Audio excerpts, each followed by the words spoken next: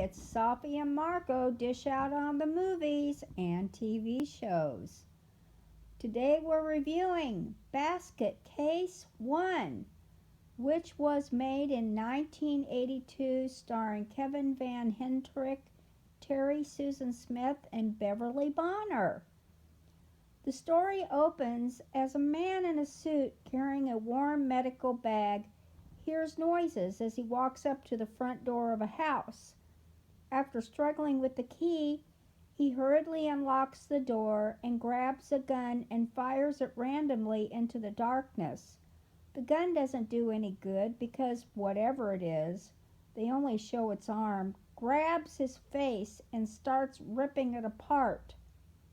The next scene reveals a nice-looking, tall young man named Dwayne Bradley walking down the streets of New York City carrying a square, fairly large, padlocked basket and wearing a backpack.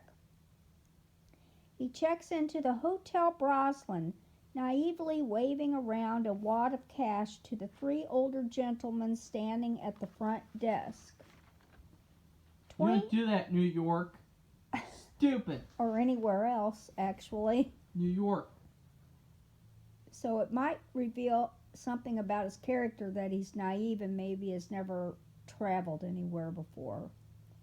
After Dwayne unlocks the door to his room, he sets down the basket and retrieves a blood-splattered file out of his backpack and starts talking to the basket. Since the movie is called Basket Case, I surmise that this boy is the main character and that he is carrying around something significant in this basket. Spoiler alert! His Siamese twin brother is small enough to fit into the basket. They are from upstate New York and are looking for a group of doctors. Basket Case is very short, so the movie moves very fast. Unlike The Stepfather, which we reviewed before, this movie spends a third of its time devoted to the boy's backstory, which really strengthened a very under-budgeted movie. The music, photography, and sound quality are very 80s. There is something about the quality of the color or filmmaking process, too, that seems similar in all movies made at this time, whether they have a large or a small budget. Why don't you have something to say, or do you have something to say, Marco? I have a lot of problems with this movie. Well, if you had that many problems, why did you keep watching it? I mean, the problems I have is that they spoil the movie, number one, with all the covers. I mean, I got the movie myself VHS from Goodwill like years ago, and the picture was great. It just had the creature's eyes, and it didn't show the creature almost at all, and it was like, ooh, what's it gonna be? What is this? And I put it in, and I got the surprise of seeing that awesome monster design, that funny looking clay blob thing with beady little black eyes. It's really funny, and all these new covers, like on Amazon, they show the monster in full detail. I mean, what's the surprise about that? And then Safi can even attest to the summary on Amazon giving everything away. Right? Oh, I don't know about that. It says they're Siamese twins. Yeah. So what? And that was supposed to be a surprise, though. Well, the surprise will be the backstory, which we're not going to reveal because you got to have something left in the imagination. But I thought it was, when I saw Siamese twins, it didn't really mean anything to me. I thought it was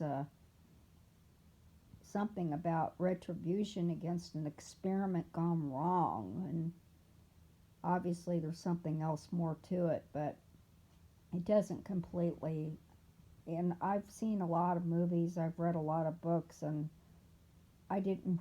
And usually, I might be able to guess the story, but I didn't guess it, and I was a little bit surprised. So that's a good thing.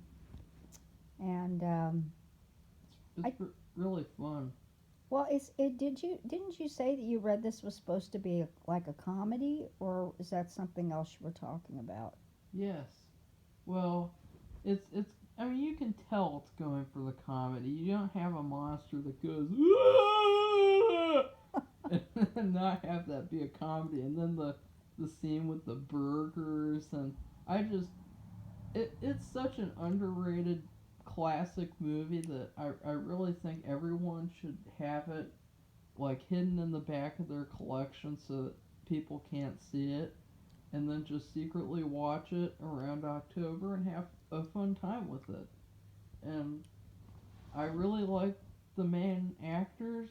You can tell that the main love interest has a wig, and that scene where he streaks out in the middle of New York is really funny, and the rest of the movie is really hilarious too. And I would rate it. I would give it a Culver's cheeseburger with small fries and a small chocolate malt because it's very small budgeted. It's very crudely made, and crude in some of the gore and the. I won't give anything away about the backstory, but the certain scene with the knives and I won't say anything. Just the sounds that they made. It was really gross, and I mean I was trying to eat and I couldn't. I could barely eat because it was so gross looking or sounding. So anyway, that's my rating. What would you rate it? Well, like I said, it's a short movie, and it's like an hour and a half long movie, and the backstory is 30 minutes, something like that, which is like a third of the movie, and that was very helpful in understanding why it was what it was. And if they hadn't had that, it would have made it. It would have been a terrible movie, and I Yeah. don't even think we wouldn't even be reviewing it. It wouldn't be worth it, really.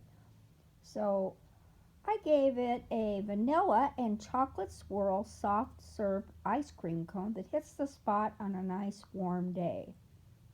It may seem a little cheesy, but a good backstory strengthened what could have been an awful movie. So that's it. I It's was a short review and it's a well. short movie. I was also shocked on how a lot of these horror movies they have unfortunately a lot of these horror movies big studios refuse to make them so people have to make them themselves and so they have to use tactics to get people to see them like using monsters or using a big body count or using some tribute to a big studio horror film and using nudity especially. I mean, a lot of the old crude films have a lot of nudity in them, and I was really surprised how they saved the nudity for all the way at the end. I just wonder how people were at the theater when they saw that stuff. They probably laughed their heads off. And also, I had a brilliant idea just now, or I just think it's brilliant myself. If anybody does anything with this movie, I want them to remake it, make it rated R, and have John C. Riley as the main guy, and then have him cast his head, and so he could have a twin Siamese brothers, the monster, and the. It would be really hilarious. John C. Riley, he's really funny, and I think he would pull it off. Do you agree with that? Uh, Sorry, I don't know who that is. John C. Riley? No, sorry. Well, Maybe if I saw what he looked like or something, but his name doesn't sound familiar, and I apologize to whoever that is. I'm sorry. I just don't know every. My son watches a lot more movies than I do. I have other things that I do besides doing this. So Comment if you think that's a good idea. John C. Riley, and then use his head too for the brother, and have a remake, have it R-rated, have tons of fun with it, make it a straight up comedy, still have a lot of blood, a lot of blood, a lot of gore, and so that's it. that's it. Goodbye, everybody. Goodbye.